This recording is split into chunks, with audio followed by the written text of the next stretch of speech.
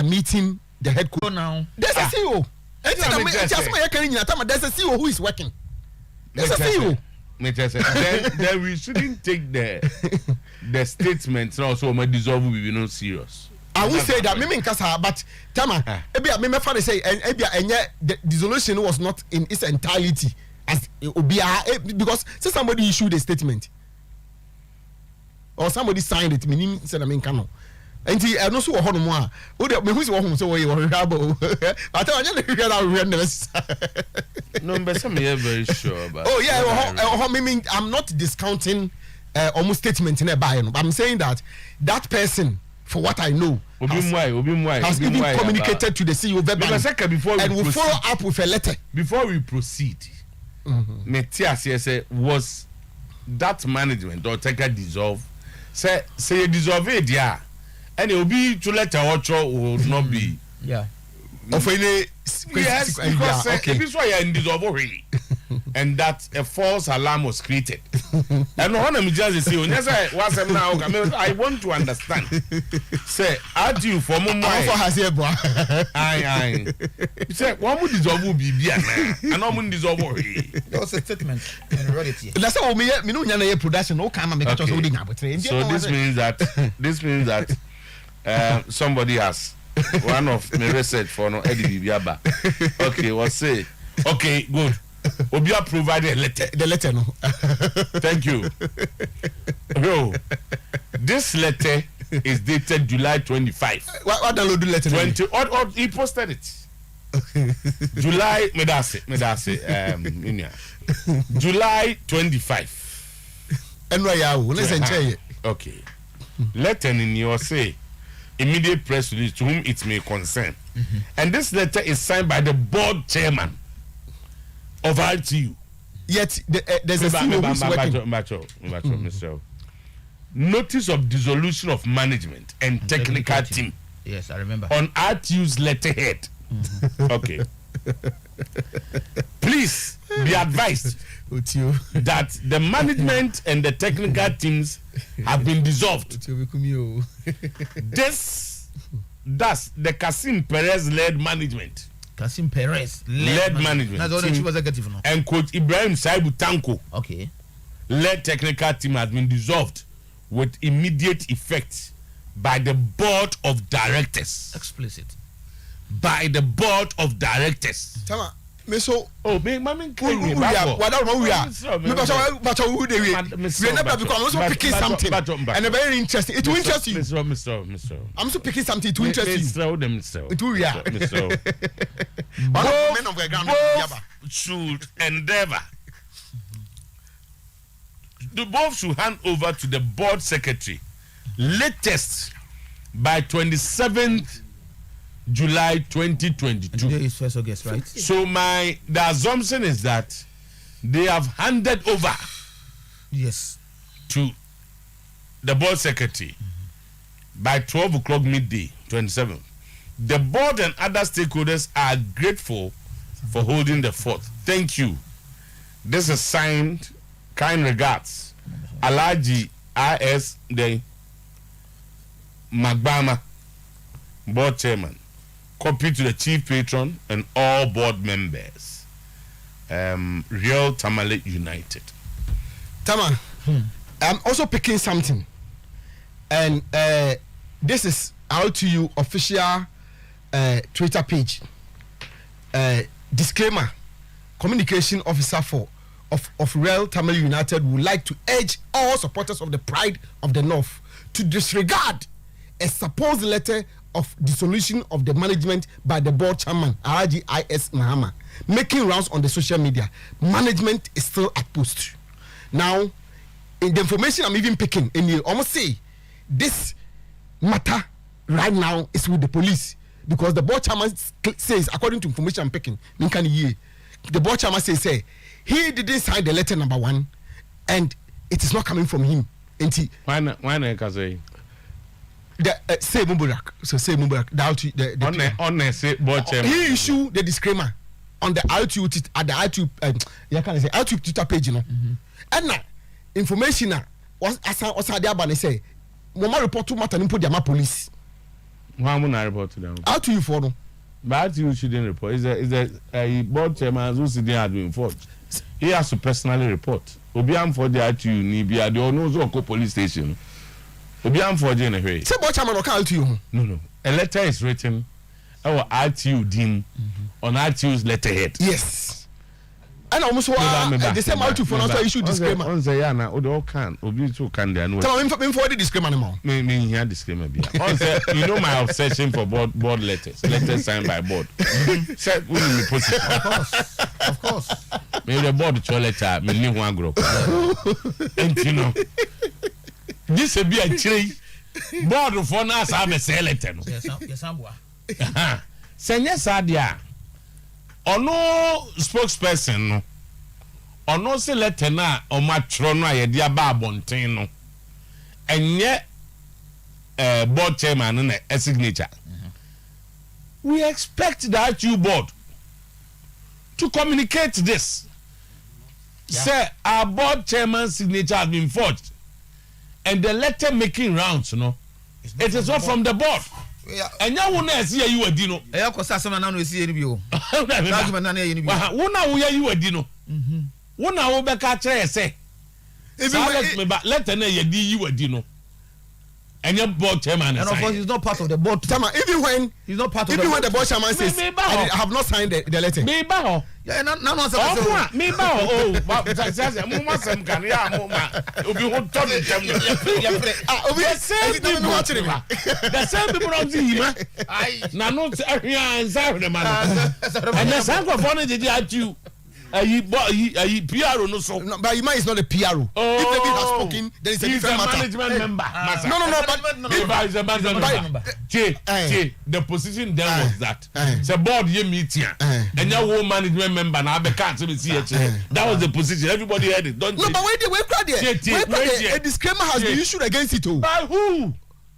From the board, but the spokesperson of the club, because support will take a decision on the club. It is the spokesperson who brings it out. He is not a spokesperson for the board. He's a management member, and the board says that we have dissolved the management now. One now they better say disclaimer. Mimi, I'm expecting the board to come and tell us, look, board members, no does. Usually, our board members who are letterhead, Nasi. Does. So, Omo country say, sa letter near call rounds near your board on your Troy. Even your client got to go board, no. The board should come and tell us. That's it. Say, sa letter when you're near Troy. That's it. No one can say, yes, your board chairman on the signature, and you be crying at the supposed person in Canyon, but it is not for him to tell us. That's true. Because we are seeing you. I'm just Obiaka said, "One minute to let your board." So the board you tell us say, board for some so tikasa. Oma again my dear kind. Select an idea say no. And yen away a letter, and yen board in 3 yen. Nanya dear letter and see a dino. On the catches all communications by the club. It's not true. Who signs it? It's not true. It's not true. Who communicates with the public? The board chairman. All communications. Yeah, board chairman. A board share. A board chairman. No, but we board share you. Anybody? It's not a board decision. I have been a quarter baby. And I was a say. Any idea? One person. If not so, they cannot report the board chairman to the police. One I report to board chairman. They say the person who wrote this letter has been reported to the police. Letter no. Letter no board chairman say me sign. Letter no board chairman kasa. Okay. No, I think there's what they. Board chairman can we. The letter is purported to say you modi no say. The letter na yes me dey modi me nyi modi. I don't know on Trump farm na me. One intro. Anything you should disclaimer who here. Who disclaimer no? The disclaimer is also on official RTU communication page. And it's official Twitter is official timer. And I'm yes. Twitter is official. So the letterhead and look right there. Letterhead you know be come to forge one, we bet my creating there. Twitter there. Especially when it is verified. It's not easy for which so me I will believe it. I will believe that one issued by the club and its spokesperson. And yet there will be a quarter of person with the bonena. What should I create confusion? argument times the time I was 2 years. Mate papa. And that is but that has always been Mate papa. He's choosing what he wants to believe. That's all me no me understand. Anymore. As I don't talk the buy. Young grade. Just letter no. Me da switch na ho. Me say the spokesperson. Tama. Let's move on. Say at you for letter no. The buy no. Papa bi sense on na board no. So far as say obi so e board no. What jatu? Say ono meka asem nye board. That is why I'm saying that when your signature is forged, it is not for somebody. You have to go to police. Because I don't trust the guy speaking now. Because you see a unity. And you know, one of us because where see a unity, well, Musa Bekasa and Yanokra, and Mamma Edutuma Zukaka. So I expect that you board will be almost shared as a spokesperson. Every board. Forget about the communications officer for the company. And Untina, Kotokocho, let the boss secretary Netroyan. So I'm coming to David Omina Quattro. But because it is a board decision, your management also communicate mom. Now you have for you signature and what could no be never gas and tesa. And you so was to sell signature and go for a sign your tell me the police no. I don't know whether I say, oh, me come baby, I'm not going there. Me no interest in the police. And they almost them. My interest is that no, but when there's a criminality aspect I of don't it. know. I don't determine who is a criminal. I may say, at you actuality on the letterhead of the club is supposed to have been signed by the board chairman. Football politics out here is possible. So being MP management no, I can manage IBB fine. But when I see a 4G I expect the board because a powerful group to come and say, look, at the end of the and that our management is still at post. No, and that we have spokesperson come and say you already know. So our management is that we have confidence in them. Yeah, but season you see, we expect them to take us through the season. Now there's a board never in a Juma and just on the Omujidie. I'm a management, no not familiar with you. Now where is you already know? I did I know I catch say. Silent and Yano Crane, medium post. No, okay. Maybe we go police station. I call report to be. One year to know. Yeah, great. David Abagna is in the dark over his move to Kotoko. He's in the dark, says he. Or say on Ubianka Hinchen on him near Koso into a fray. See you no business. Of Fray, or Fray, see you no. See you, dear. Tama. Somebody is working as the CEO of RTU. Say you need on a deal, so what I should hold, but I understand, say somebody is working as the CEO. So Abagna called him to find out from him. Say, yes, it's everywhere, say me Kokotoko, but Obianka in me. So Abagna, how to say? Oh, sir, at least he shouldn't be worried. No. Yes, just a CEO in Becca. I didn't use the word worried. He's in the dark. I said, he should be in the light. How? Because of phrase CEO na CEO nka che ne say obi bia ni ho sa say na CEO nka che no yes obi am my ho wo Abagna no so obi am frɛ o you shouldn't be in the dark, come out of the dark, be in the light net to aso ye wadwuma what ya na anjeza Well, there are reports speculation in the media mu say Kotoko for ni Abagna di nkomo Abagna say wa friend CEO na makoye bibi na menya aware na o se masa. Of course, I saw catch any there. Obia my ho. Who Abagna so Obia mfrɛ. You are saying the dark. I don't fancy me speculation. On free dark no nya na dwuma. On free dark. Catch no say me so on free dark. I thought my son I can't to be the name. Yeah. And they see you no catch no. And then say a discussion. I know that he's in the knowing. CEO no any agent no nyina no has been talking about it. CEO no any say yeah. And I said you be man ayefo. Offer no be catch say and I will be wo go abrochire there. Yes, another offer be cry by na. Omfu say I say emu ahode no form kakra. Enya there. So enu nyina na Abagna no is in the knowing. The Kotoko one, he's in the dark. So it means that Kotoko Abagna there no. Just said the CEO doesn't know, Abagna himself doesn't know. So Abagna should concentrate on his career. Until say Obi Beka. Until be am for him. Oh, until say until buying.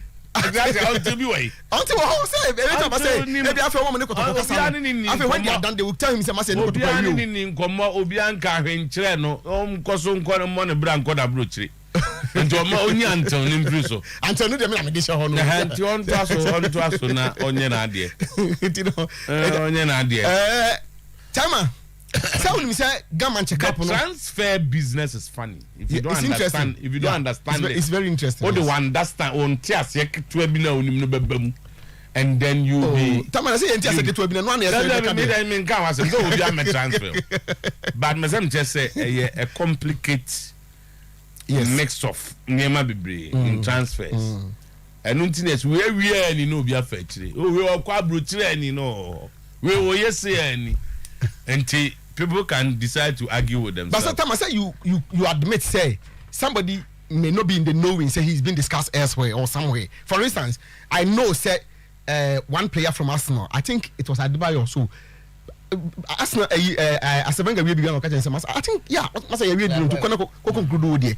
No, he didn't know. And Tinya make it. Somebody say Abangna seems to be in the dark. I say, but you are a young man who pursue career. And what to say discuss and what from see you. And I see you on the new you spokesperson, let's say. Obia my ho. What bagna manager so be ama. What bagna na muzo so be ama o. Who say BB? So why are you saying that dark? Free moon. And maybe now we're interested in the move. Mummy who na miss me. Na the obusa na so be ama. O manager no so be ankon ho. Wa umusu no be ani nkomo. Wa so na say ntinam so on common brand to asore. Say gromu ayete ha. Meboa. Oh, why not? Say they are bad. Obiako ka bag na asem nti no. We are here. I'm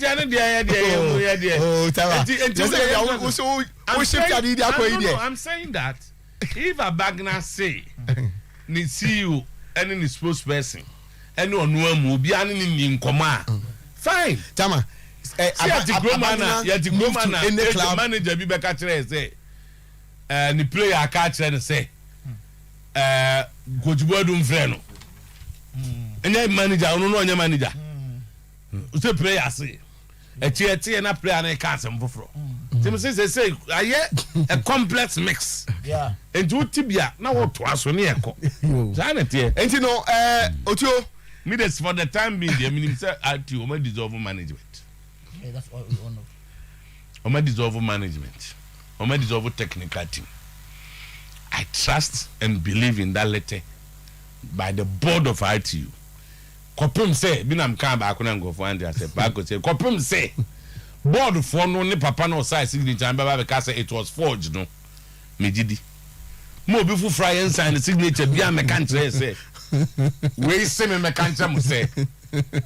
Board chairman no swim letter board no secretary tina board bia secretary no on e church for board bia no the spokesperson for the board committee bia adwuma bia is the head China PR mra na che enti so boy repa ha nipa otimi kasa dikan e ba adwuma na adwuma wura enya side this will yi kasa ma finish on about so there be say adwuma wura you o say if as a management level fine.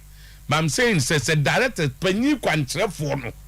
Woman, I told you, say myself, Pekasa, one of Bekasa. There be on Pekasa, your board, say, well, directors were. So, who can more directors? There be me director. No, you are a member of the official member. Men's son, me director. No, but we are 10 director board meetings. Don't you? Directors. If you invite you, Nana Yambonsa, board meeting. Does it make him a board member? I mean, so that I am not the Ojuman directors. Who permit my bomb the atrocities? Juman quantity. What directors did we do? I don't care discussion, and I don't even have. I don't have their permission. They are there. They are there. This company has directors. I think they're 5 and 7. They are there. It's directors. Definitely. I know. Now only more because Nkoba so mbi here. Now was a company. It is all no truck. na say me yesi yimedi for instance na me ma ba be ka so sa letter na yesi yimedi no enye no kre I don't believe this. Omo to letter they should come and tell us it's not true, not him. Me that's it. That's it. But who sem beba nti e ba ye be ka before bag na ho kire o who sem beba di sem dey beba e beba ai na Tama interesting times ahead in House of Folk. There's going to be a collision course between one and one. Tama the information I'm picking no any present. Who say Gamanche? What pick present information? Obi akwaba. Obi otu da ben as na dem dey need some present information. Oh, baby. Mama example back. Or the big boy. Mama 1.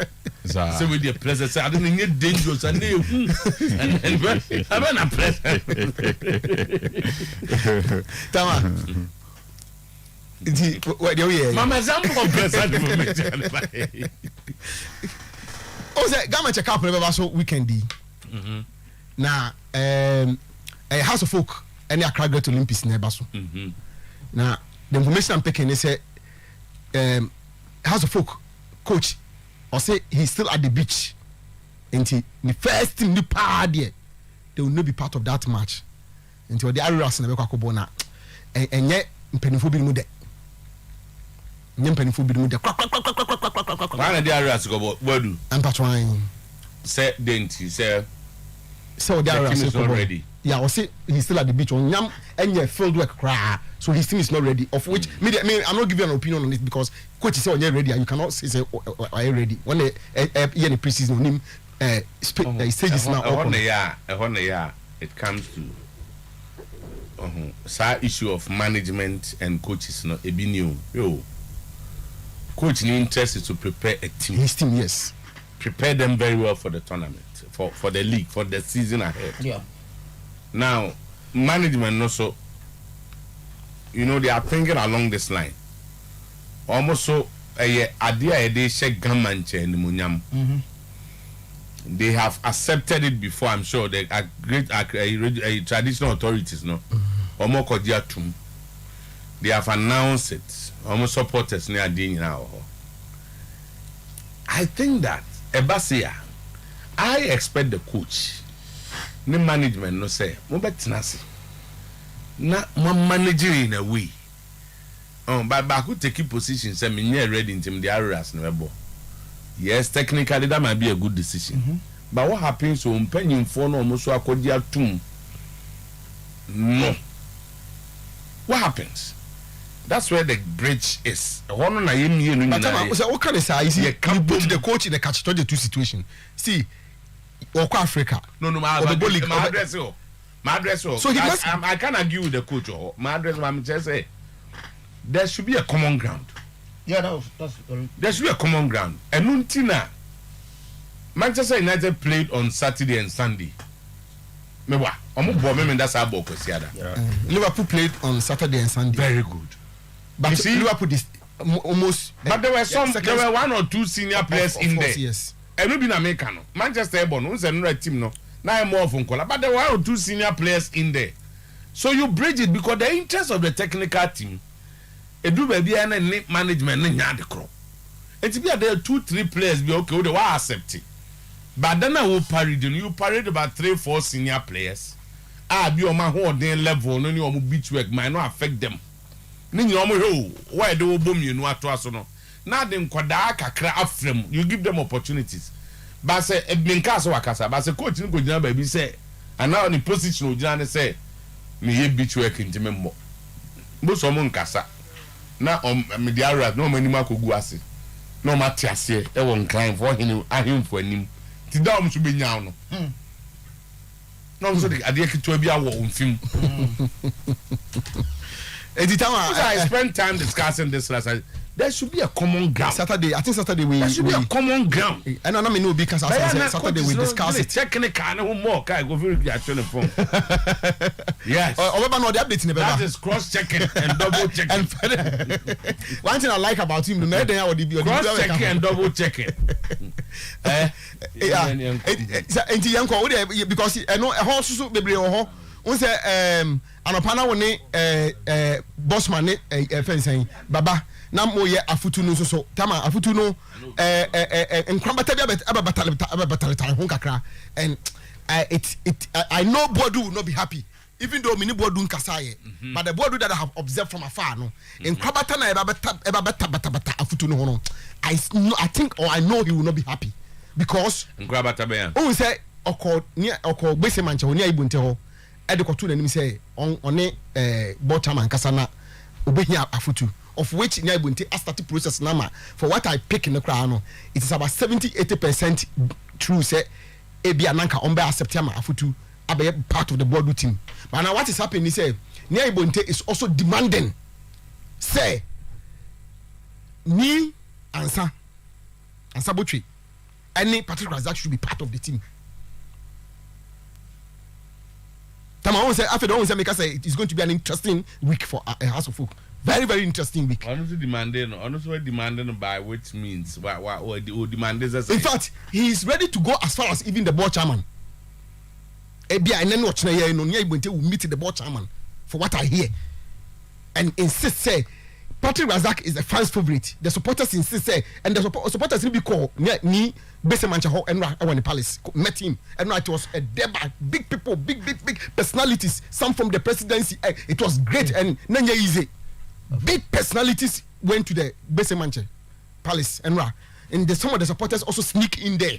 From the presidency? Yes, from the presidency. They say no Senate fan or Buja Binya Afutunjiro Koyana. I know Afutunjiro Koy. No, make us a man. I know Afutunjiro Koy. There be time. Oh, yeah, no, all I care too. It looks like I say that's supposed to call, you know. A foot. And you almost sneaky coy na or catch almost say and or catch almost say Obeko need to back share on Zach and yes because some of the cartoon say Abasamo prepare demonstration or training grounds against why against the technical team especially Bodu but to avert say omon penny ma and sabo training Patrick Razak nko and to avert demonstration no to avert all those no they met the great king. Now we be see that maintain about a coach does his technical designs and analysis. Say players when we must say anything. Supporters no say man we adia tum. And supporters say also some bomb na don be kwa ko ball na. But also betum first say so me ball no. So also betum first say so me ball no. Yes, that is your responsibility. So be your team ball. But so no na be player on team no. Hey, na say also no be say me so ball. And so the whole support team you have to go. Very well, say would you say me support the coach and the media man and say on selecting the best fit players available. And was say based on Niema Amaye no, we mo omuntimi mo ayen. Was it change on form more? Tama, enti na meka say Tan or the omuche team no a we say selection na say shewa obet magazine coach. Tell me say there's interesting times ahead, you know. That's the end to us. Yeah, Mr. Cho, thank you very much. Mr. Cho, Ghana born there, different from the Biadio. And I will try to make my prediction as far as the Premier League is concerned. Massa, be careful. I'll try to make my prediction as far as the Premier League is concerned. Mr. Cho, especially on Manchester City, Arsenal, and the top four. You know, over Community Shield, maybe. David. One power. My baby. Now, on your exceptions, over David. Already, home to them. David. I don't know. Mr. Cho. I don't know my for some of them and go with you. No, I'm surprised. How they mean say one thing that missing it. I mean, him score like right into Casa. Mr. Cho is a game that I watch. And no, esa ebe buttress me pointer. Makan had that say. Pep Guardiola and Manchester City. If they don't take care, Mr. Cho struggle in the Premier League. A bit difficult for them to defend the Premier League title. No. And on team no. That's what me can means one make because there's one thing about pre-season of Kotoko last year. It do baby no na akwese nya de okan na de hye wa no. So now what are we using? Okay, say enye and I'm saying no. They were late. I never said say Kotoko pre-season enye de. What's the meaning of late? Until late bianye. Here you are there now why late. I just go for Kojao. But I did not say that. I go for Kojao, just want to make catch off. Want to make catch up. No, when you say you are late. Me say late. They cannot, and that cannot make kind in a contest. Time players be had the opportunity to travel. So they were late. And I'm the kind I say because they are late, they cannot only need a lot of time to go through that. So therefore they were late. Now, what my man can say Manchester City this season on by worse off. They can never better off with worse off now saying. Obviously, Madam just say ebe drop it. Omo modern bono ebe drop it. Enya de ebe kosro. By what? Omo modern more by what standards? By a day and a be determine worse off. Also, they won the league last season. Of the Premier League, you know. Okay. Can say they cannot win the league. They will not win the league. I would say they cannot. The league they ever start to be anywhere because omuna J that's cup no kuta omo no. Me say safe. Me say me can say they will not win the league. Can they? Because you so about to like I said they will not win the league. That's impressive. They will not. Choose me West. Me say they will not. I just said the whole can say I feel league now here but Manchester City period now because it says and said they will not. And to the Barbara of Fuma just said they can't win. Well, that's your. Win, you know. The bro for they can't win. Maybe some can say they will not move on to my maybe some can say they will not win until they can't win. Okay. But yeah, can't one can say yes, I can say they will not. They will not win it. They can't win. But John, I teacher. They will not win. Kobiriki will not make it. Yeah. Because Kobiriki can't make it. Yeah. He will not. It means that he doesn't have the capacity to do it. And he can't. It's still about capacity and ability. You don't have the ability to do it. Say they will not win. I said they can't win. Okay, that's what explanation. Say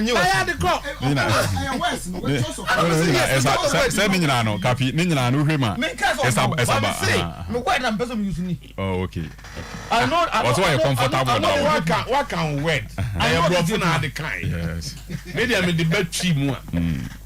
Just say, I'm to win it. And you to find the bread team. Is it Man City and league no? And I'm to win, no. That's on the man who team them. And I'm a cassette with my friend say Ellen Hallard. So watching that community shield game, even though one game I don't know against Liverpool, what I saw from Manchester City, they say one almost domineering that almost possessive football. No, so I am a bit suspect, Kakra. Even though they had the majority of the game, but it was just what one almost present, and also another issue. Because first, sorry, Manchester City team now. No more pressing from all those left, right, center. They will push you to the wall at any point in time. But it looks like Ellen Hallard was going to lead the pressing there, So the other aspect of the team, every king kakra. And a more possessing and some more advanced here. Because now they had a player up front. They want to play to that player now. Because I'm not that domineering nature and no opposing team or a team box and so 80. So they'll be expecting now they have a target man. And there's also Bobo I know Hallard as a top player, no doubt about that. Why assumptions be bring what some now can move? Based on game our assumptions of course. Based on the game every line you assume.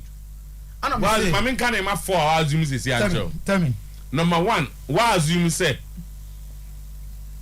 Chin. Baby Anna Haaland Jina one will be throughout the season. That's one assumption, which is dangerous assumption. Number 2, what's the assume say? And nam Haaland in T. Haaland said those who run or bear side throughout the season, and that he cannot change, or no coach can change. Interpretation, right? No assumptions now. I am. Go ahead. The third assumption is that what's the assume say?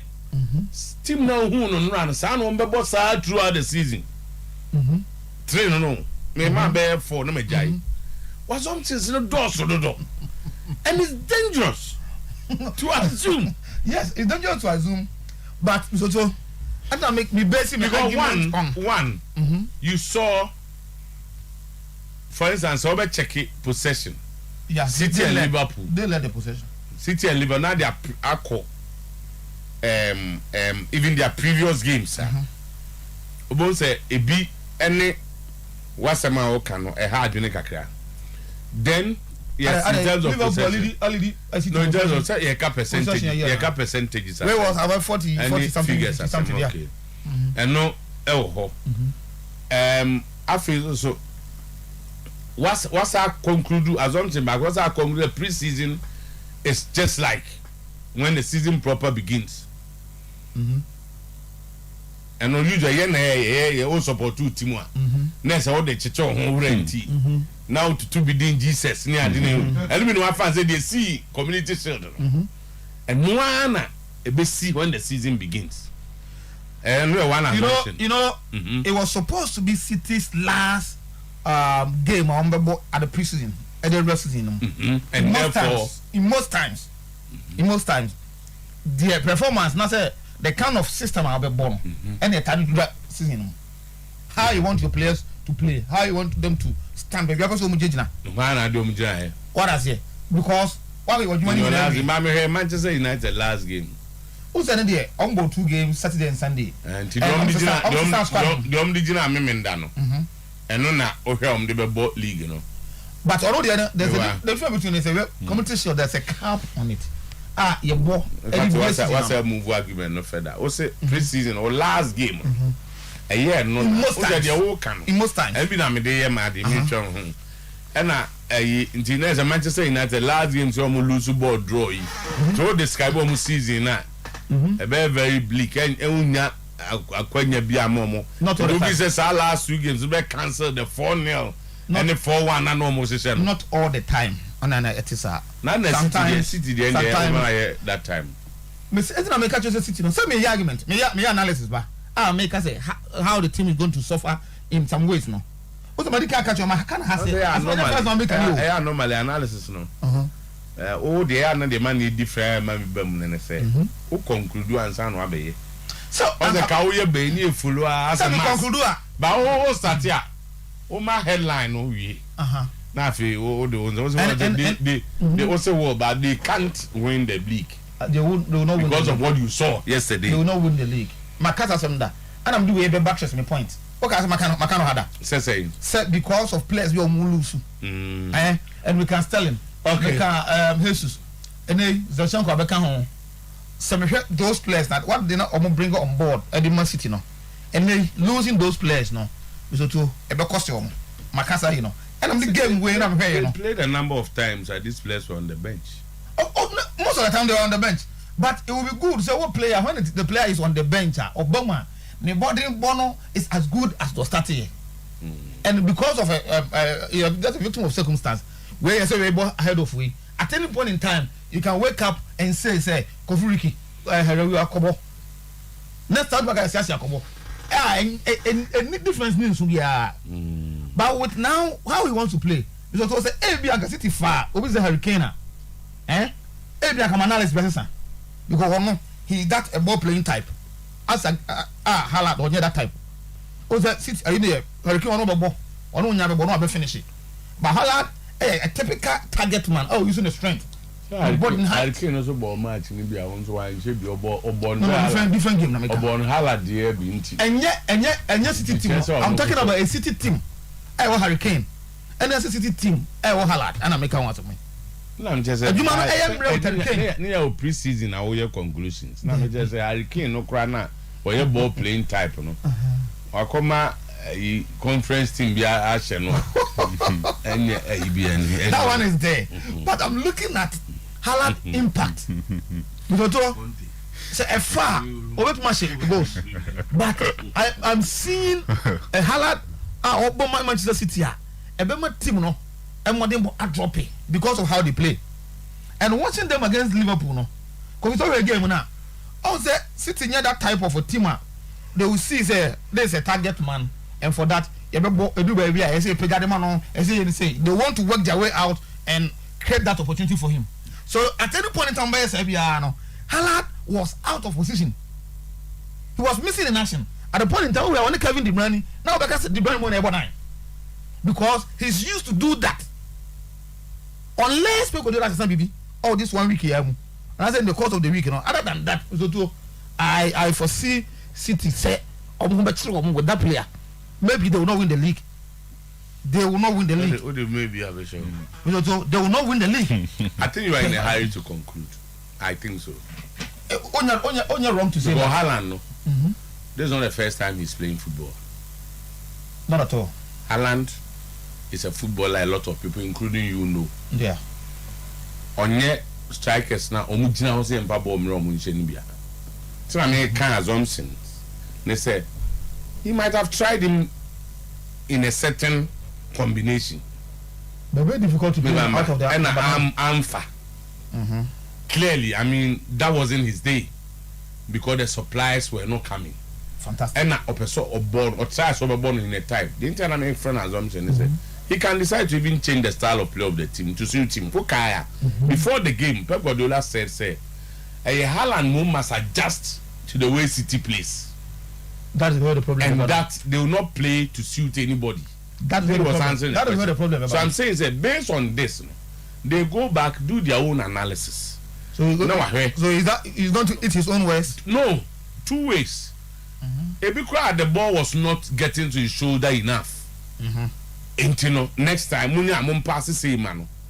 Oh munya bia munya say na. That's why coach so means the woman that Sanaba Ban means you are going to play to suit him.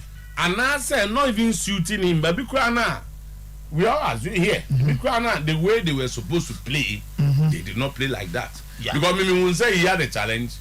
Me the way I saw it. Based on the Okan, the challenge he had was that he was always between Matip and Van Dijk. Me just sure that there's any striker on this planet Earth or the survivors and go for me. So that is what I'm making say. So you might have had something wrong. Good, but that's why they are coaches. It's not like they be our kind of make us a capital was a crack. And so we can know the conclusion of being nearly 38 matches. If you obey a team, you know, center backs, you know. Almost the woman Tessa. And Guardiola can decide, so okay, remember folding. Imagine how. Nami news no others. A lot of combinations can take place, but I conclude term. I want to conclude. Okay. I want to conclude. But the thing, I said there's a change of More of us who boy, you know. Yeah. This is in your bad man. And your bad, and your bad, and La Joya. Yeah, La Joya answer. I can't the changes, Beba, of a team. Yeah, I said you understand why Roma for man at the kind of reception. Top 4, no. Oh, yeah, the top 4 ambition, yeah. And Vajanadom so Yababi do tea or strengthen the method in the Kakra. Oh, say per Roma for standard there. You get it to a legend. Per Roma for standard. So when you Georgino Vajanadom in your method. Now you Dybala behind Tammy Abraham. Because last season, Roma for method now. Se Vajanadom mobile, he is an upgrade. Se Paulo Dybala Bawo. Roma for attacker, he is an upgrade. Legend, you get it. And it is a place we say Munina Baba be rem. Nasa Nicolo Zaniolo in free AS Roma. No, so becan Dybala and Tammy Abraham. Legend, imagine say Roma for buffer then also. Dybala, Tammy, then Nicolo Zaniolo. Okay, this is an attacker. Umbit me penetrate any defense. Eti Jose Mourinho bedo on one kasani team. And Roma for a lot of trust, a lot of confidence in him. South Conference League no G and I'm an opportunity to play the Europa League. And to this time around the target and it's a Roma for a bet me boy the top 4 him and me already maka. Me share the kind of players in recruitment are El Coso Napoli. Napoli for and show more normally ye pa. Watch the Napoli pa legend. What was your more transfer no this season? On say Omo captain call Lorenzo Insigne call. Deputy captain Kalidou Koulibaly call. The second striker to Victor Osimhen, Dries Mertens call. and these are the players who lose omo, but who are replacement no in that level now be expect no. And Napoli for no convince me bebrebe. And so share the real Roma for you season no. Any recruitment no more na. You will have a lot of trust in Jose Mourinho. Baleja mami Arsenal kakra. See. Arsenal Football Club. Aya na pre-season pa. Sometimes enya brebiana class bibema an exceptional performance in pre-season. Na obeba be disappointed and intense. Legend I intense say club will be so exceptional. One be so exceptional in pre-season. No best season proper na o disappointed. So I shall ask a pre-season or more games no more bona. I've seen a lot of people talking about the number of goals they score near their dome. I'm just saying. Like the number of goals no more share, baby money war and Arsenal for goals so much a bit near baby yet. Yeah, the Becasam Kakra. Yeah, when your chance. Yeah,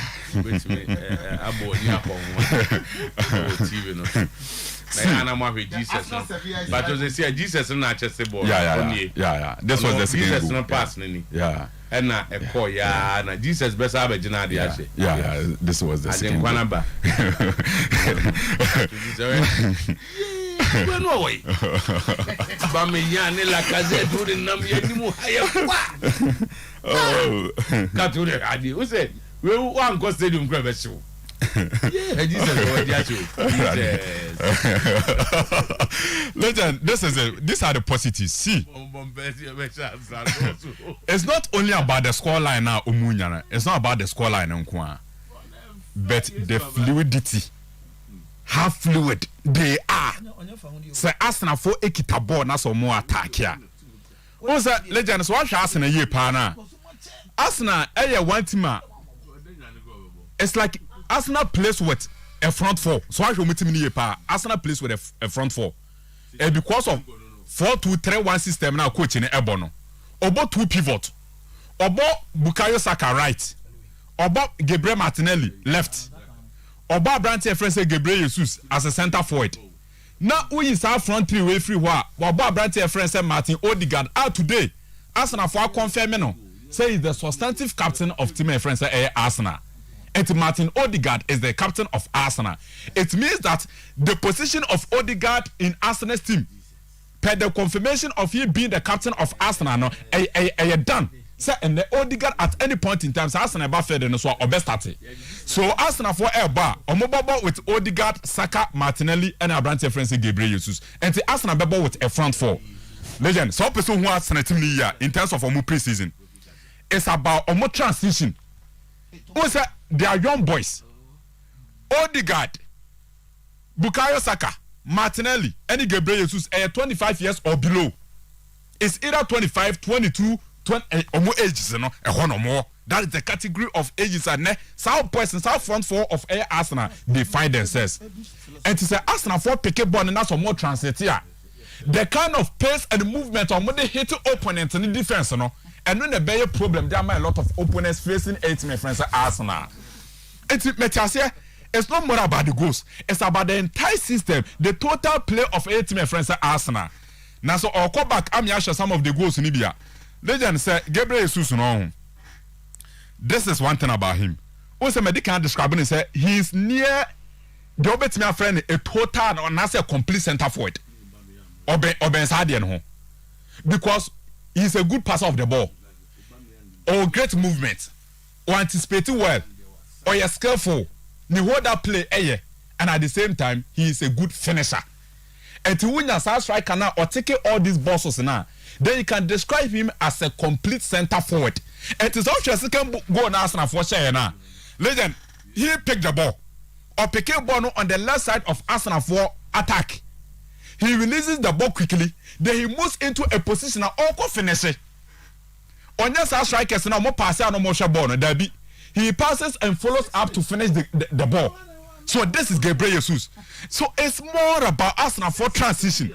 And then so person who Arsenal once again. Person who Arsenal to boss and check how they transit from defense into attack. The movement any pace no the two Americano.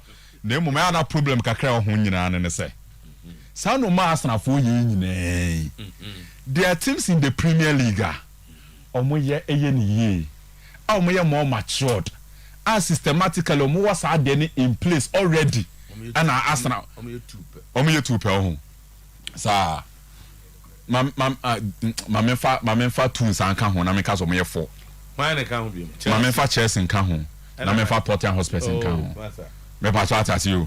Ma memfa Chelsea nka ho na memfa Tottenham Hotspur nka ho. Enti dem person make change and say ideally this Arsenal team na ya in pre-season. How they ended last season, any pre-season or more, legend. Bibi Kache said there's a progression. And the whole Arsenal follows our progress and no more. But the reality is that their teams are so much established in the Premier League in terms of the top 4, no. And then the Arsenal they are difficult, no. Arsenal or any other league, and can you because Arsenal be bottom 4. Arsenal or any other league. Born no more bodies be last season, in the pre-season, boy. Look at this. Arsenal will play in the top 4 and play in the Champions League. But here we are. Oko face Chelsea, Oko face Tottenham Hotspur, Oko face Liverpool, Oko face Manchester City. And the Arsenal problem. So legend, that is it. Oh, legend. But last season, no. Kakrana Antonio Conte be no. Or the Tottenham Hotspur APC in the top 4. Pacho say Antonio Conte was maybe be exceptional. Last season. Antonio Conte take it that team no. No lead Arsenal by 2 points. Arsenal leading by 2 points. Okay. Okay. 2. Okay. Then he finished 2 points ahead of Arsenal. Okay. Why you be exceptional, Kofi? Okay. Why you be exceptional? Okay. Okay. 2 points. Okay. And nobody 2 count. Okay, but why you there? But say you can say you call mu recruitment. Last week Grams was out to play a bit. What one you want to be? Say you call mu recruitment. What to midfield the BBM one? Why you some catch say 80 da ho. Recruit onye wie. Ana you call mu recruitment ni mu a and na yegina he between Arsenal and Tottenham Hotspur. One are better recruitment. Maybe yegina. Better between the two teams. Better in terms of players aba. But in terms of players amatom. That's what I was. Better. Maybe sir. Oh, some person no hear discussion. Obi a Tottenham no ye better than omo ho. Oh, me share. Me recruitment. I look at this. Yes. Now Arsenal pick a striker from Manchester City. Yes. He's an upgrade of over all the strikers. Arsenal as we ended the season. Arsenal cover Zena, Zichemko, Edenaba, Ababe share one position. So a Arsenal last season, because of quarantine injuries. Yes. No, these are 2 signings Arsenal here. They are Canadian. McKean was no one the Omo add up. Yes. Oh yes, you will not start. You will not start on any day, Arsenal. Yes. You will not start. Then you go to Tottenham Hotspur. Positions ni players no do my back. Upgrade bia in terms of season na end day, you know. Because time Kulusevski buy, you know. Between the period that he joined and Richarlison, Kulusevski was better. Okay. Bissouma. That's an event. Yeah, Bissouma. Season, you know. And then Wamuku. But now Perisic was the man of the match, according to the pundit. Match day. Match I show was no, but Sunday there was show. Leja, me pacho. I'm going to go room match. Bacho radio. Me bacho radio. Oh, really? Perisic, you know. Ebia, onu kwa ni the player back bia omde na bamu a. Ebe different. Me pacho really. In terms of quality. And it the oko improve obi team dia. Me feel say Arsenal has an improved team. Because of Tottenham. Jesus. Because of players from the many positions are no more. Okay. Now, Sir offer Ivan Perisic, he comes to take over from Sesenyo as a left wing back. Perisic an upgrade. 1. 2. So offer Ivis Bissouma. Now so offer but Rodrigo any midfielder or Tottenham. Rodrigo Bentancur. Now Rodrigo Bentancur na bo match say no boy. Oh, last season Oboni na Obo Spurs Bonina. He was a starter. He was a starter for Tottenham Hotspur. So what the Ivis Bissouma bar. Bissouma is an upgrade over Mia Kasami Rodrigo Bentancur. Another one upgrade. Yento aso. So far oh legend a coach no legend me bo legend pacho coach no bo two central midfield legend pacho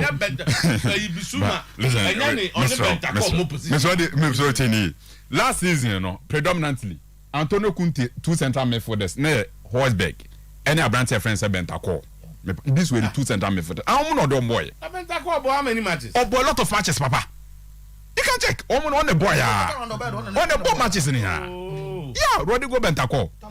Second round because on no ba winter. Bentacore on any Kulusevski no. No ba winter. O ma masama. Kulusevski na boy o ba. Oh, dem it. Oh, baby. Aha, o dey bia ba say. The other about person ne say. Players na Tottenham Hotspur for the o ma ba no. Yeah, hwe sa positions no mo ba no. If they are upgrade over side players no mo ho no. E na me tombo ase na me ye ho adwuma. When it was back, so when it was big in the beba. The main and say, only better than Bentacore, so you better Bissouma and Hoisbeck. As the two central midfielders. Bentacore are more offensive, than defensive. But Bissouma didn't say holding midfielder. I want to hear. No. Oh, legend to say, oh, there you now, the next player, offer Clement Lenglet. Tottenham Hotspur for both three back. Three back, no, do about the left side of Tottenham Hotspur for three back, no, near Ben Davies. You and I know better than Ben Davies as a centre back. Ben Davies is a left back who was converted to play that particular position. But he plays it very well. Very well. Today we have brought in an established centre back in that particular role. And it's how converted. Centre back. On number 3. That be on number 3. That be on converted. On number 3. That be on number 3. On a centre back. And the Abrante friends and Lenglet no ever be taken over from. That was his life. What's that? Okay, discussions here. No, legend. But discussions here, of course, we are. Then Richarlison in the Premier League on his day. And that is the more reason why I must spend that amount of money, about 60 million, on our brand friend Richarlison. So legend, baby, I mean, watch him positioner. Sometimes watch him positioner. Situation be banners and discuss here. I am sure the circumstances surrounding it. Last season, Everton as a football club, the entire team they struggled. And it's one thing that's all for Richarlison. And last season, I'm talking about the numbers of Richarlison in the Premier League. No, legend, right? So far, Richarlison, yeah. But you spoken highly of Richarlison before. Oh, man. What can one sample? There was a day you said, sir. Let's situate. Richarlison. Now Kulusevski at 20. Kulusevski. The Premier League that we saw, also I agree. Say you need, a large size with quality. But the Kulusevski, sir, and the man amusi Conte beye na mo jeje na so Conte obeye ya pano. Check the role of Kulusevski. He played well. Because in terms of improvement of squad, any day who any day. Omo mbebo na na Richarlison. Even to Kulusevski. We are improving the team. Yes, and improve. And are you saying sir? Conte at 60 million. E dey akwa to Richarlison oba betena bench. Arsenal 50 million eto Ben White today in the last 4 games. Ben White. That is when he was that is when he was given the opportunity. No, listen, that's when he was given the opportunity and went to justify. But we are talking about Richarlison now from day one because of 60 million. What do you mean justify? So what do you mean justify? So legend offer players in Antonio Conte Diaba as compared to Arsenal squad now. And in some positions, be players like centre forward, Hurricane, like you saw me. We are talking about a team already know our 2 forwards are working in the Premier League. Hurricane was in the Premier League. Today, you saw me. It's a working winner in the Premier League. And we are add up. And we are talking about a philosophical coach. We are talking about a philosophical coach. And in him, there was rather make a teta. And to compare, me pajaze. O Antonio Conte make a teta. Nim dia we also wajibi bi chain, but nim dia unti go. No, nim dia manager. Oh, ntu o kan. Say nim dia no the question here.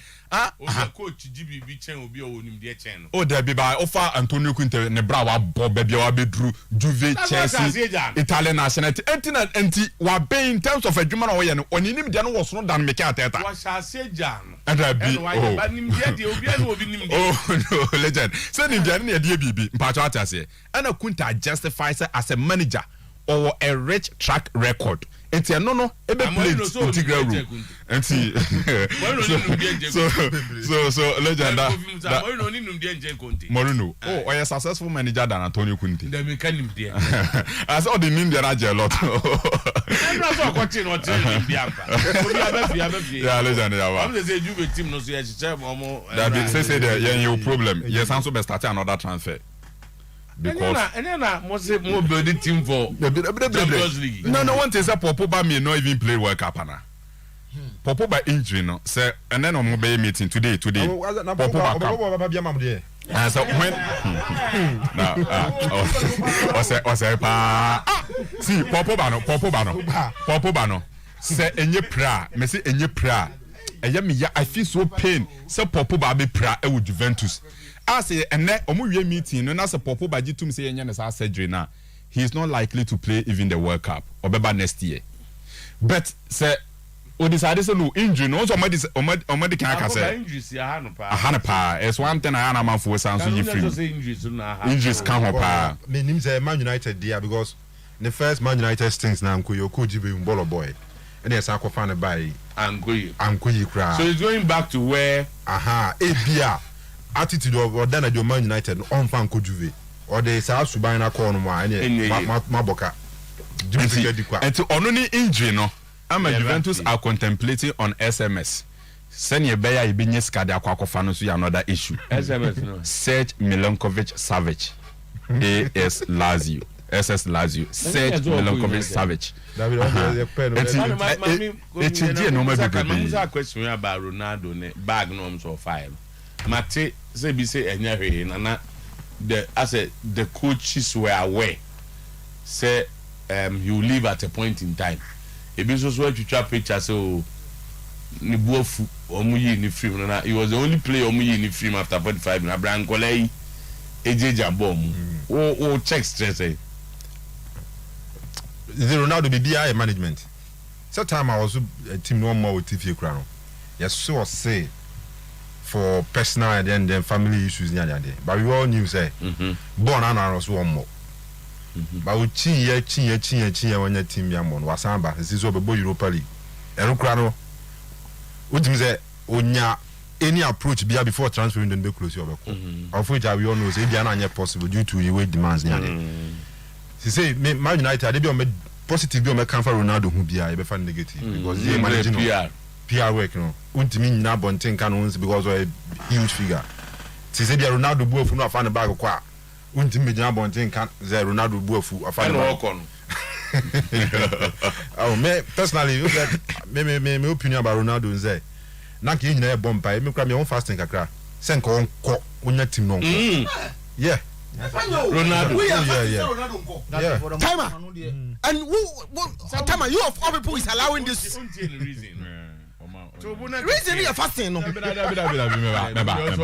leja me bo bafo ha baby we were all against say papa say beti also obi kana say mahari so na no oh now we have the question papa we have the question papa we me no na so mo kana no say so na no ya maninka we were invited to 2 times hey we don't can tell me oh what me munya hare ya jami aya jami the dia jano no dia na na me jano o sa ti wa di o jano me jano we jami credit obi kasa no tama me yam shame also onu onya ni pakro maninka tama me yam shame nipa na o ye fasting no me yam shame no reason is very simple there Ronaldo came in at a time and he had second Obaye Wabo goals individually has been better than all the players.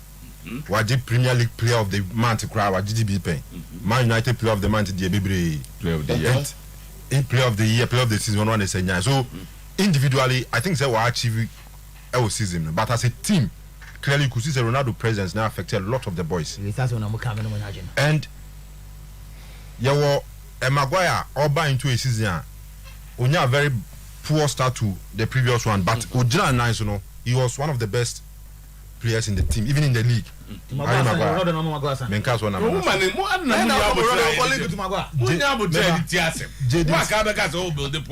Jadon Sancho. Jadon Sancho. Another example. Marcus Rashford. Ball won't mean cross, won't mean more short, won't mean pass. Bruno Fernandes about all-time low. I mean Ronaldo's presence. I feel say the presence, no. Add a bit of pressure about boys, no. So it's about the standard at the measure. These are boys that want to stage a bimu developing, no munado, a bimu. And Maguire had a very good season. Anka, A Bianca, or person will be an improvement upon the previous one. But there is a manner, they say, Rababe, a huge figure. Maguire shares them now, Captain Ronaldo. Me say me commanding Ronaldo. And they might be brave. The presence, personally, I feel say I'm more united. Though on the pitch, you know, what say the Ronaldo, no, giving us the numbers near there. But before Ronaldo, you Marcus Rashford, even Boya Unya, Greenwood, near all these guys combining and scoring even more goals than the Liverpool attack. Yeah, but without Ronaldo. But Ronaldo, what did we see? Okay, it made me feel say. The presence, I'm more a lot of the boys, and Kabua a lot of them. Said Nka, I'm born the previous season now. ABR, and the difference between any city, maybe and Kikusuno. But this time around, top for crying. I said, no, you did second, no. You city difference, any D second. It's maybe and Quebec close to difference, no. But I say, no, it was I at times, therefore. And if it's a hard way, Ronaldo Mumde, maybe party. The president's name, more boys.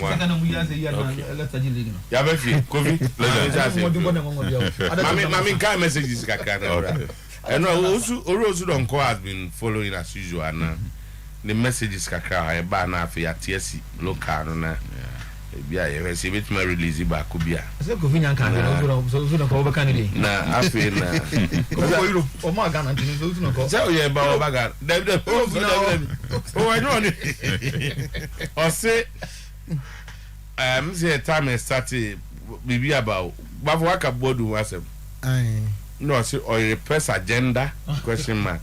This is the critical analysis Coach Bodu is unable to understand. Expect a call from him. I'm saying, are you and now so now you was talking about Garman check up, no? Okay, about where you do all you so yeah. Okay, if you call here, Honko, did Ambezo started? Oh, what have you? And then Honko. Also, they will not even not appropriate here.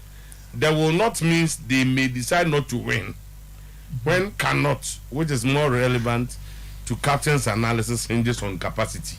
I'm saying now. Hold your name to cannot no cry a chain will not know. But me per not know. Also say and guy carried also they will not. It's even not appropriate here. Because they will not means they may decide not to win. They may decide not to win. Will not know. God say I will not come. I will not win. Ebi a omo ahon dey kura but o make us say they may not win. They may not say on betimi a win na omo ntimi win. But will not know say a definite statement. Will not doesn't bore I mean it's not about capacity. So at about one analysis no who say oh ka so ma ho den no entumi nyi. I don't know. I think it's quite clear. Okay, so or it's why they can't win based on the you know. So the can't would have been appropriate. Because I will not there. Will there? Only press.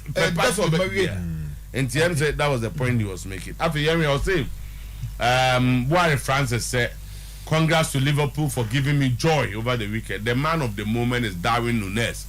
Darwin Núñez, God bless Núñez. Greetings to all Akanu immigration officers this morning. Emrante Hini Danny Boy said, Ohoye Obuasi, Emrante Hini clothing.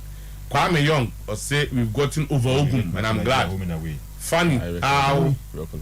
Funny how some colleague journalists try to incite fans against the NYA-led admin for no fault of theirs. Perhaps they need to listen to audio conversation and exchanges that ensue between the coach and the conscience of the board members in the said meeting. Are they table which are about they say table you about assembly see your board meeting table be am puni ho. Hey, in NYA we trust, waiting for the announcement of Kamu Malo to take over. Obia tape be asem. Could we want to be visa and now one thing. Okay, Herman's break said more abuse on house transfers. Time I watch you live from Bodumase Senior High School. My name is Herman's. Bodumase Senior High School. Say one of the new senior high schools now. Abano Mo Bomodin Paura Bodumase or left. Very beautiful school. Kati Jacob Bodumase na saying Benedine Hono.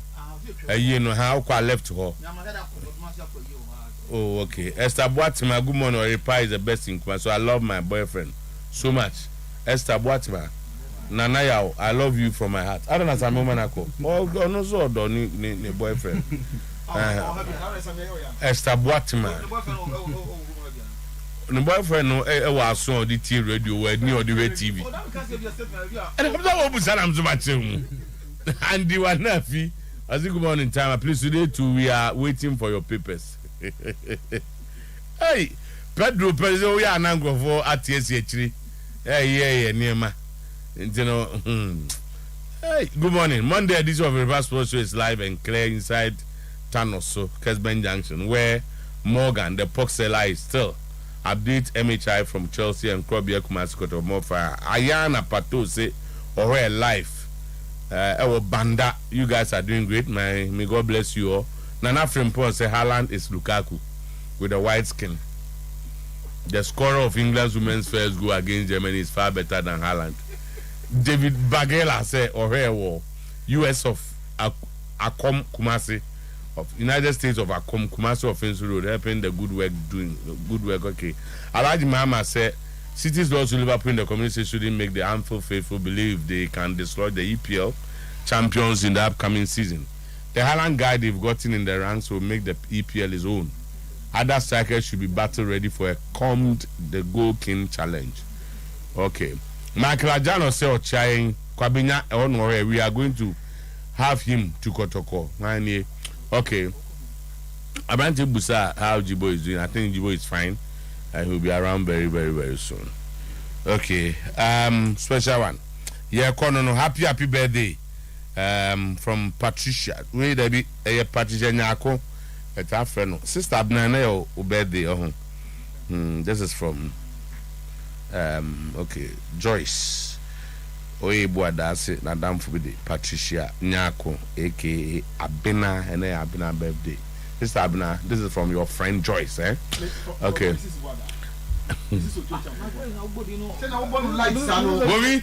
Legend. What? Legend.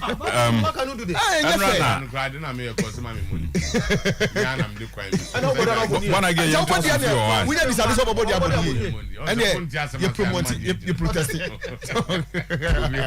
Legend. Yeah, free Black Galaxy's performance. Oh, the Benjamin cross check, but I'll share my opinion on it.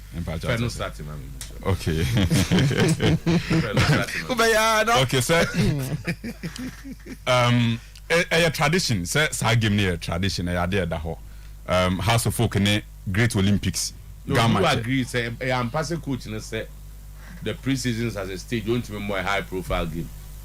These are technical issues. So the pre-season, no more fine, no more fast. Yeah. But only as a Sunday, I mean, pay opinion. Okay. Man U first game. And it was against Liverpool. Yeah. I mean, you wouldn't want to play Liverpool as your first game during pre-season. Yeah. Who's the only coaches now? Me take Kasim Mengel. Was say, oh yeah, we are. No, I call low profile games. No, I to no, I corrective. I call tactics. No, I call medium. And son, no, I call. But this time there, business now about bomb. Yes, Croatia. O first game. That was a Singapore. Thailand. Manchester for what's happening? I'm here medium term. Yeah. So ideally, offer House of Food program on more. You say legend almost started resume last week Tuesday. That was 26. And resume training or pre-season BBR. A more of physical no more any beach work no more ye. And see omunyanya ball work from touch ball. Yeah, well say even Friday they say they had a holiday or more medicals test any other day. And then so cry no so omunye training and then so sa or more test any other day. Nyambo china no so be back as to whether so china come back no be ball worker. But seems a program there down is about physicals, beach work and the physique, the condition of a players no. And that is what I know so far for a House of Folk team in terms of pre-season or master. But legend one thing is that na it drew bibia tradition say a bibia it's like an annual ritual a debia fibia ye. So you always have to include that one in your program or plan your season na irrespective of bibia wa she bia because it's a sad na bibia da ho see your book up will be the show hini bia ni munyam. I think that's the essence of it, legend. Gamanche your body share ohine no any munyam. So gamanche derby your great Olympics in Accra Folk. So I think say technically the head coach of Accra Folk and then in Penny Phone they may have a reason why Bianca team ni ready for say a competitive 90 minutes of football. But the reality is that a yamamre be a daho and you try to manage the situation. And the technical team the best romo. Omu programming you the level so omu the ball. But your best romo say a adomo ye in honor of ohine now or hono. And to amon try some bit me making space for side game no. So I think say that is it. But legend nyetini. Abrat your friend say Kasim Razak. We say no more national assignment no with Black Galaxies. Nyame aduma enen wetina e was a crucial toss ekoso. After say owie national team assignment na our touch it down no. House of Folk empenifo any Abrantia friend say Kasim Razak pese omu speedy up no mo finalize bibia. The man delay kakra no was national team assignment na ye ma boy ni nya ne concentration no on bo enti the camp of Kasim Razak nyina epe Kasim Razak is omo agene dadada omo contact omo yeah omo contact omo they've contacted Olympics omo contact omo say Olympics na House of Folk no munya issue last season on glass yes they are aware of the situation any club no pom player no so House of Folk they've done the needful some interest in a branch of friends Kasim Razak. But the player in question and Kasane no national team assignment. The mate and say boy na back down no.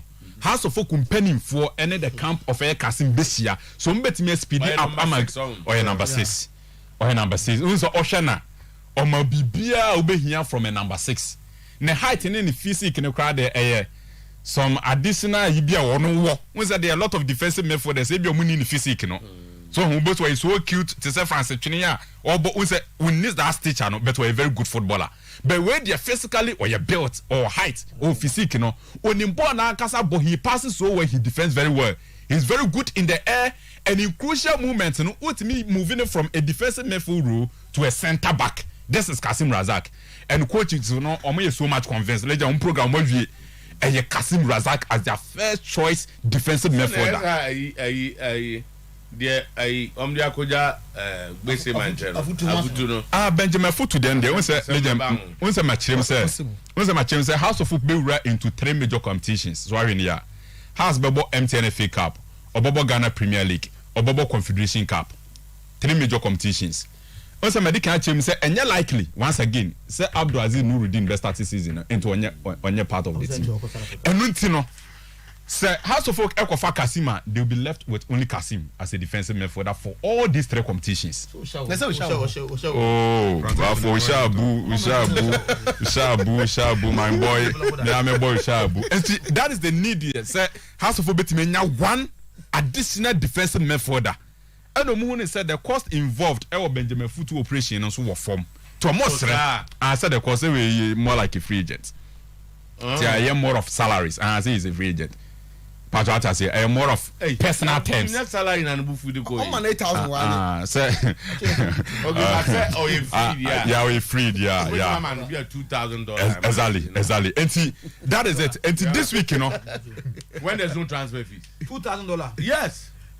Consider me $2,000. Oh, that's about 17,000. Yeah, na dollar is class 16. 8,000 Okay, so 17,000. 150 grams of 8,000 of them are food na one, you know. Transfer. You see, a basa you calculate a supposed transfer fee. Yeah, man said ne.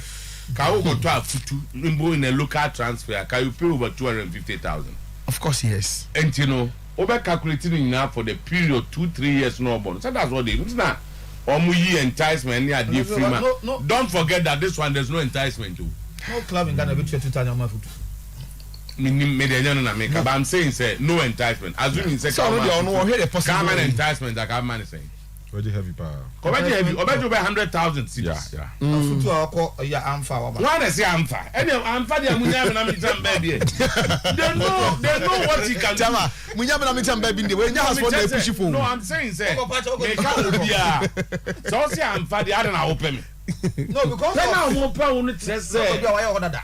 No, anyone you any what they trust you can do. Of course, yes. Depending on situation. So whether a futu na epe house and a house na epe futu. It could be say they no me. In this case, them to be an epe obi. Yeah, I know. It could also be every player has a value. No. Once a coach in pen the house nepe. Once a coach in pen the house nepe. Maybe I know so LOB we chira. Oh, spend it sika on a futu no transfer fees. You are not paying any enticement to him. Yeah.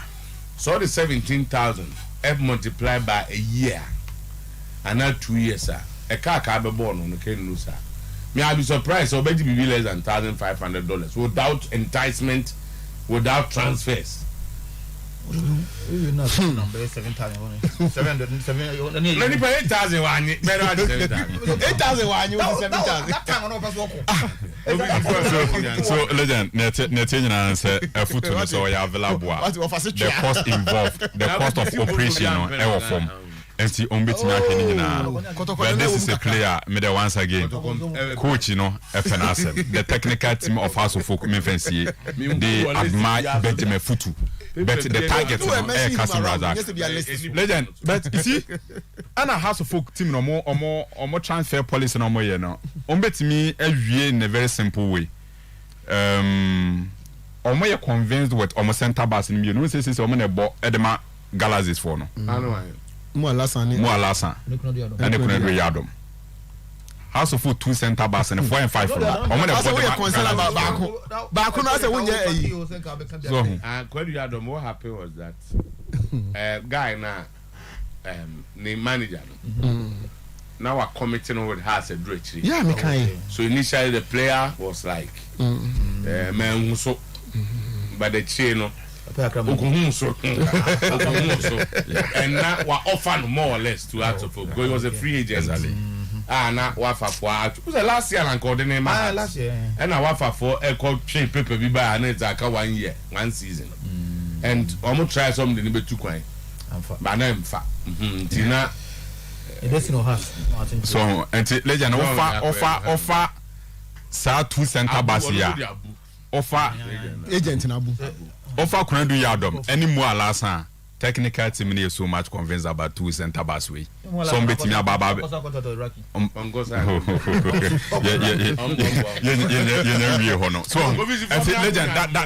that is it.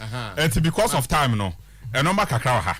Number be breaking the exclusive bia the fakochina. Exclusive me room. Okay, in my number. There is a paper now. That we say man I am network in my sofa. And Hey! In my sofa. I mean, also he doesn't say anybody. Although he almost small. He go into the coach. Only the cobra. Baby Tida. Baby that was had ya kai. We are baffled. Oh, Wow, we're exclusive na bra. Yempe me chema je. Example 11 of the champion. That means I say back ground to from your camp. So be area na me. Obi e no money interment. And I'm the one penny. Another one. Na free camp ben. Paper na to for. I'm be camp ben So be steady. This one my house kakra. Okay. Nti I know we dey am go. Buy smart too. Tama ayana Mr. Tama Me kumase na me. Better na people to for mon kra me. Tama ayana Mr. No amakofi aye adwuma we amame. I'm picking the information say ebia na House of goalkeepers trainer may not continue with the club. Eric Ampong. Na me jan ho because the matika ho no. Hey. Tama.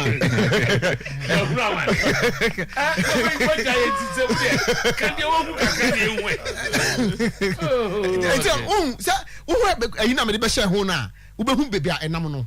So ho aha antika kofi no yema me a this am no. On say na enya yi kakra because the metika ho no yi kakra enti eno no but me person ya handle the government ade no even though for edie anka if you say about a bit too early you say mama her message obi dey aba gofina was good morning, hope you are good. My information also suggests that Kasim to Kotoko is almost done. Hey. Not for radio though. Hey. Or has something changed? Okay. Okay, so the person say not for radio. He's our friend. Okay. On you be and say occupy in the area of the club. He's a friend. And also on the one what 17 dia ka metimi at legend they meet me kafa kakra bi Kasim no the minimum say player no enya House of Kunku an pe no and House of mpanifo where say there's another big club power branch friend say Kasim so uti me kasa no ya me kasa they want to speed up. Okay. Oba this week they want to speed up. Okay. That is it. Yeah. But Kotokobe announcement be and yeah. No. And later this week, early next week. Okay. They want to package all players are Omonsaka. Okay. And our more taking present them to their supporters. Okay. That would be beautiful. Akuno, what is the situation with Akuno? Because I'm talking to you now. He's in Morocco. Akuno did discuss him. He's in Morocco. He's Kasim. So was sign Kotokobe almost sign and I say he's going to sort things out. A club athletic the Shabab. Kotokobe be sign. That's why I want to know. Also to go out of Morocco. I personally spoke to my brother, our agent. Even though in English, but at least what they all he told me the boy a fly to Morocco to sort things out. Okay. Why is he sorting things out? What I say? Or sorting things out for what? That was Morocco sorting things out. That's all. But just say or prepare for his exit. Of course yes. Of course yes. End up staying there. Then you go sort it. Tama. Exit no a bit more likely. Just that Sikasem Kakra room. That's it. But the boy wants to play for Kotoko and there are no two ways about that. But Kotoko will not make that commitment. No. Kotoko by announcement.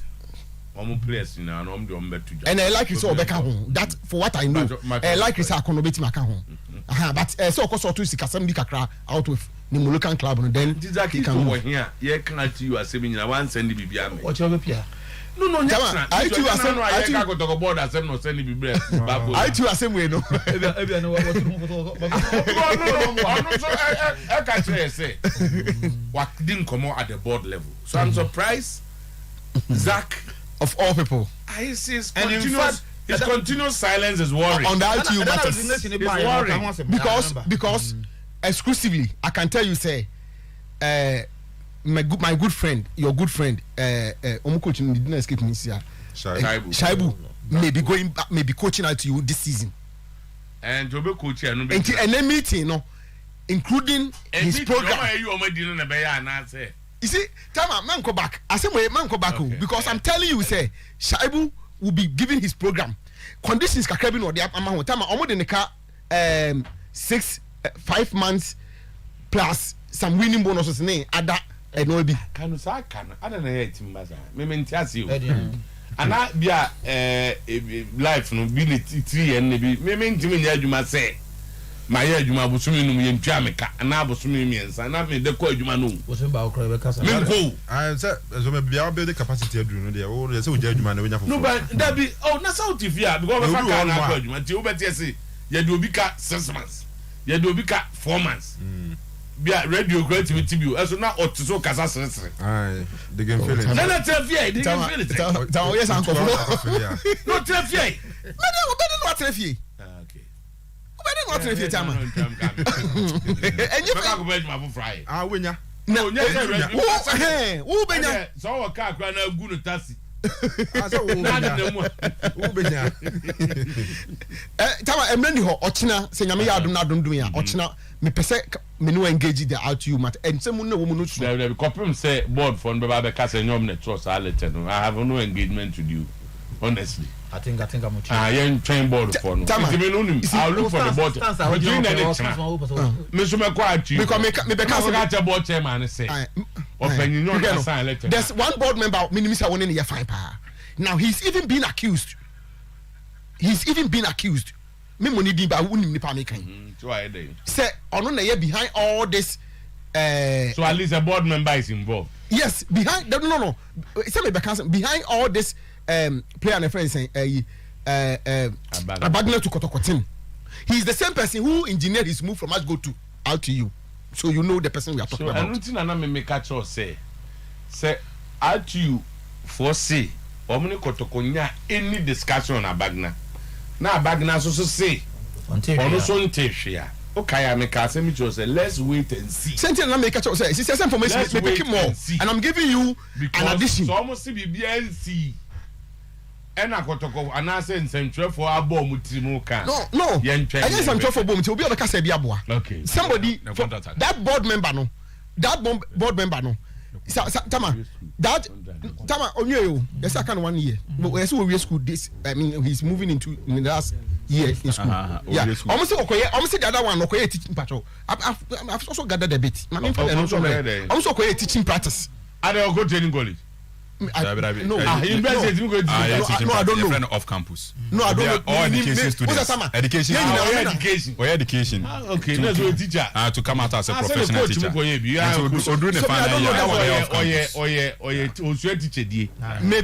won't say we no we mun nyina no se ka obi a me ye ignorant about me but me provide information am boy na ye nyina ye dey. Oh yes, just education. Yeah. As part of the program. Yes, semester. No, legend. 1 year. What so do final year? Then sometimes even the 3rd year or final year no. One semester. One semester a year be academic year be 2 semesters. What the 1 semester? A bay off campus teaching practice. 1 whole semester. On classroom question there. Or be kwa then your supervisors will come and assess you. And see that is the off teaching you know about by. And no why you bet akwa maybe papa ba ko na kire na there.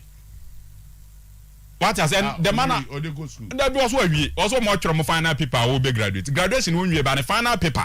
I watch today we are better if you are going to graduation. Is that no problem. No problem because papa because according to the information and he is in the department over there. We're moving from UCC. So you better no on. Tama. Maybe no me you too. I also can make us no problem. Na me dia no so pa. No. Me jam dia no so pa Tama, including I'm told say a part of the reason why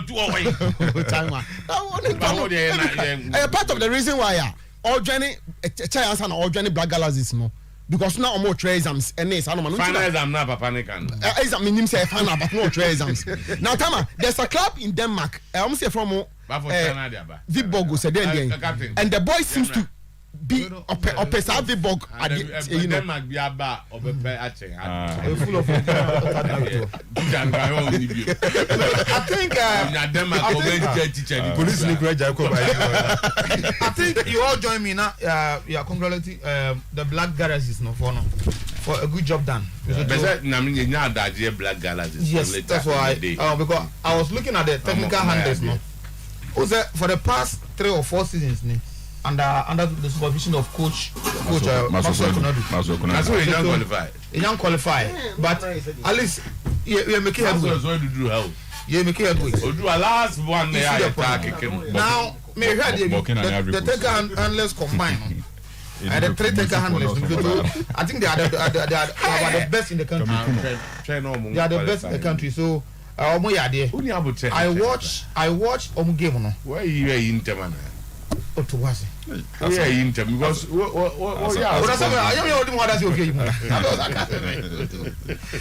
the first leg comes over here.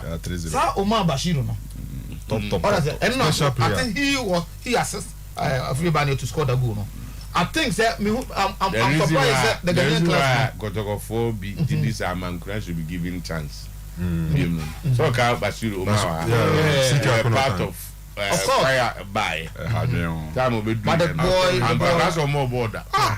The boy is playing very well. Omar Bashir top. Can you imagine to last season Sabozongo. Because Matisse can face up and also on any fear you can face and they be about scrap pack on film. So man could have a probable. Only Kumasu over my perspective be. Oh, well, a time you into my invention that for a banner. No only exclusive back will be but now may try and say GFA phone come they release the Bible regarding the Super Cup no has no to go follow the same period in Nigeria from the Bono and has our 5 players our team in Kotoko 2 and these are key players. Kotoko 2 in the and the Kotoko then but has 5 issue. And team in say on reschedule Super Cup now because September 4 on reschedule and as a week by also more November 30th 31st.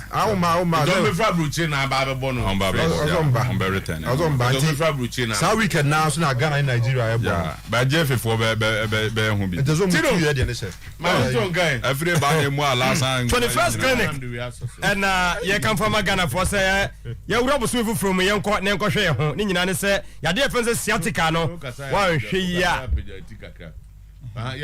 what here baby I do beto no ebe hadwini ye pa nti no bomode na fei you ani efru honomo quick credit and investment micro credit empempre de ye wura bosu from ye go pesi contest adwuma no mu de de hwemfemfre na fei de ema business no abumi yo here ne Ghana card ofa pe insure bia o internet 0596 920-833 I care heba kene Ghana hanyina no ayaresa ni fie ko wie wo Adwosu Zongo Junction wana de paroni bam ebaye healthcare ointment wadi aba stroke hypertension ulcer ni nyina nso ba bi abua africhia eno a na abobo modena fei ahwa ma hode no aba Adwosu Zongo Junction 0243 035 898 Natural Company Limited was it true man capsules bema dimensam said ye bo na nyonje mu ntam dodo na fei ensa emo peme na gina wo na so na fei dimensam na nyama enkoyi mfama ye kolona ka bada ni heba 0249 017101 ana kofidie yadne sora ne aka wo se enkofo Roman Catholic